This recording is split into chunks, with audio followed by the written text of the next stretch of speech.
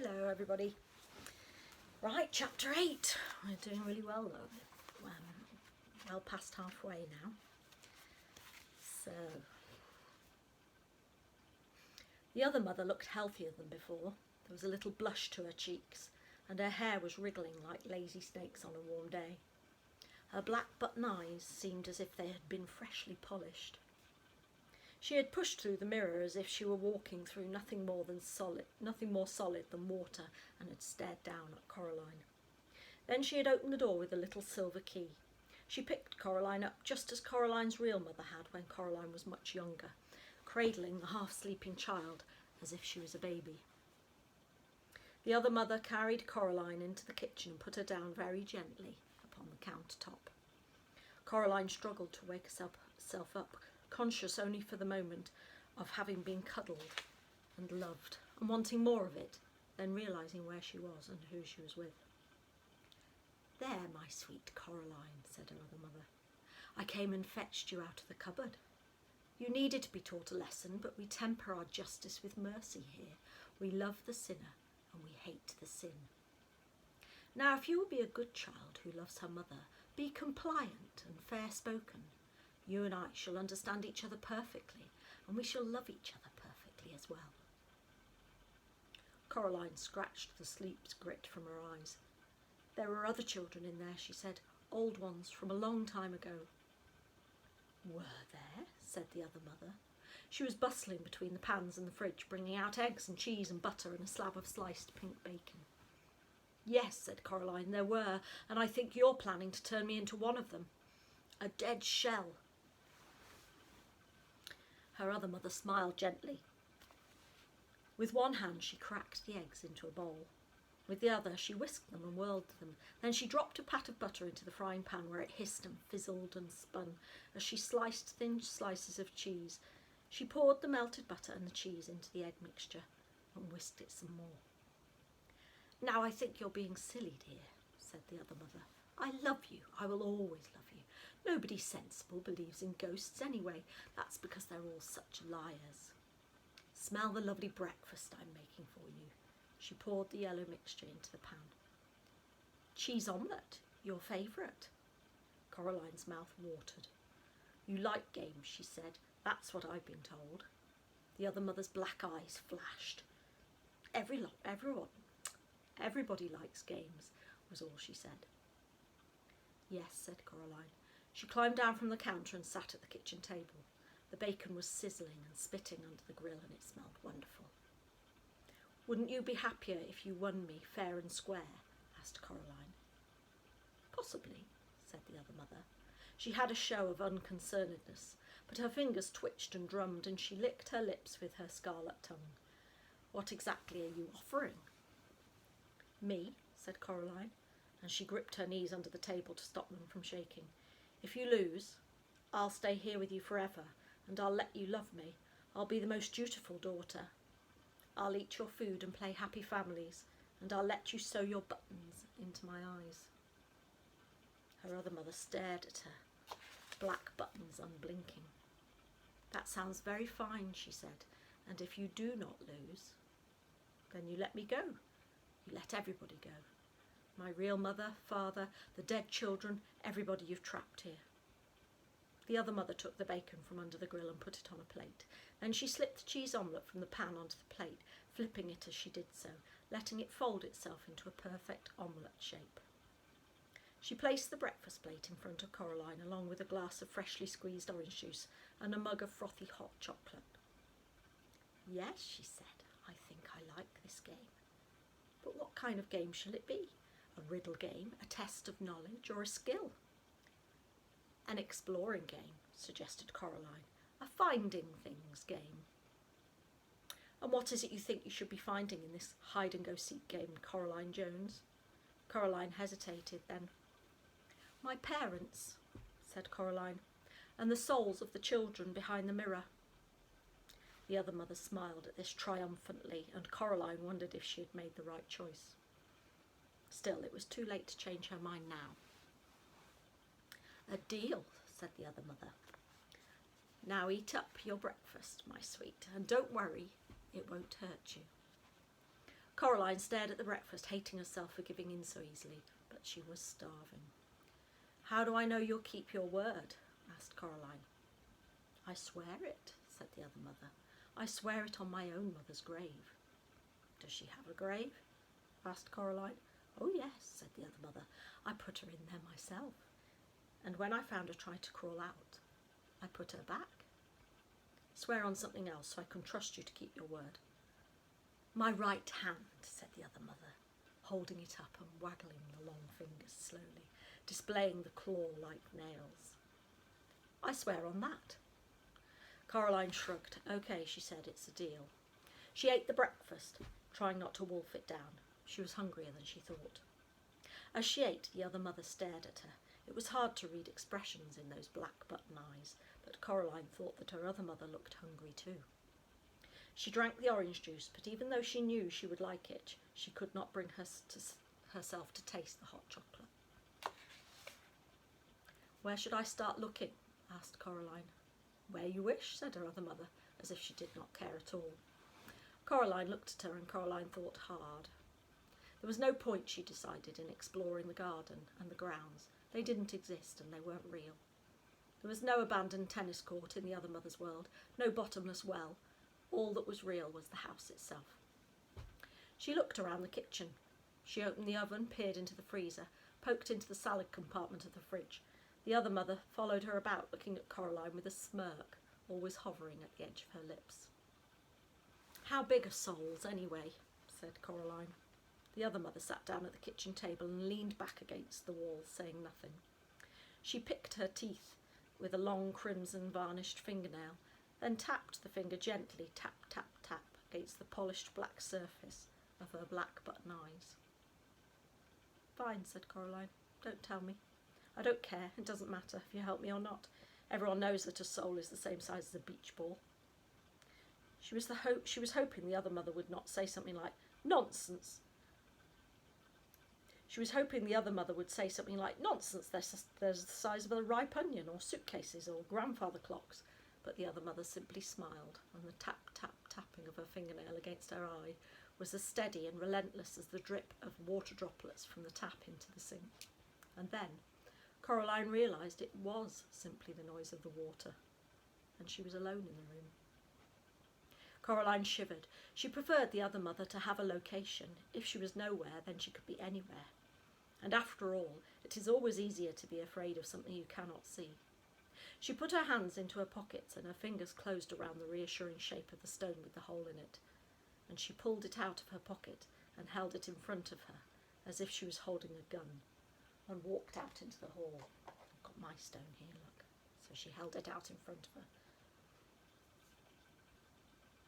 There was no sound but the tap-tap of the water dripping into the metal sink.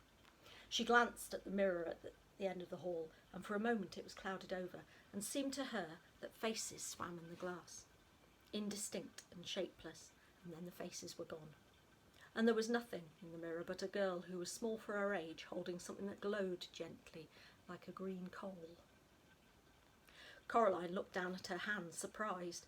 It was just a pebble with a hole in it, a nondescript brown stone, and then she looked back into the mirror where the stone glimmered like an emerald. A trail of green fire blew from the stone in the mirror and drifted towards Coraline's bedroom. Said Coraline. She walked into the bedroom. The toys fluttered excitedly as she came in, as if they were pleased to see her, and a little tank rolled out of the toy box to greet her, its treads rolling over several other toys.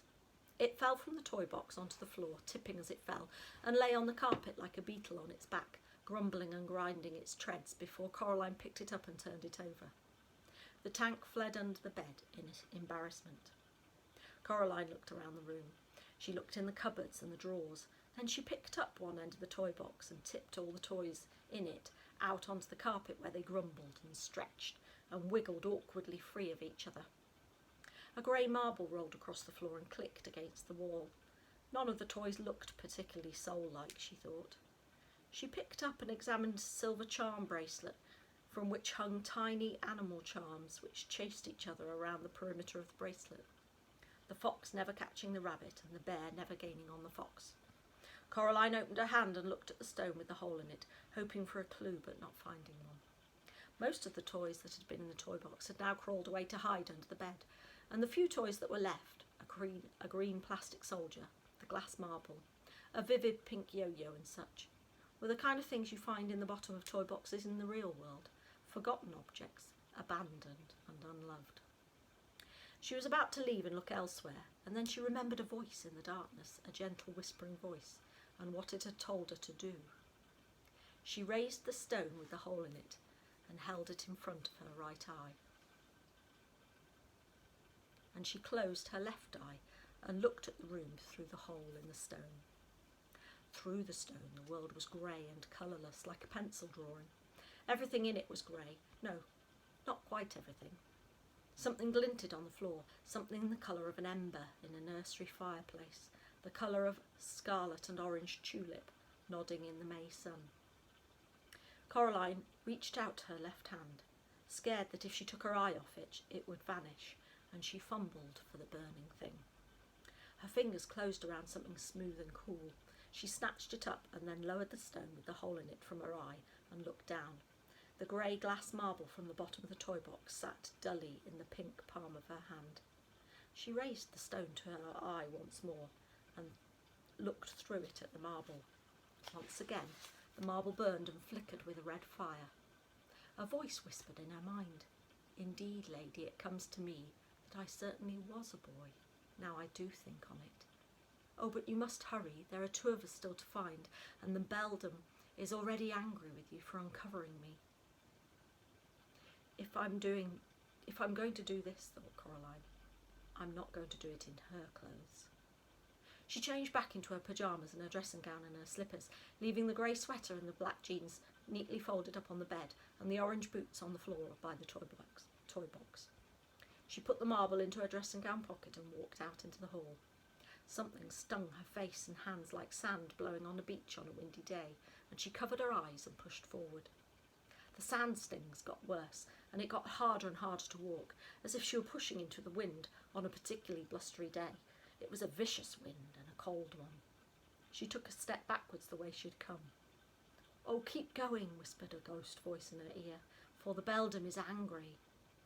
She stepped forward in the hallway into another gust of wind which stung her cheeks and face with invisible sand, sharp as needles, sharp as glass.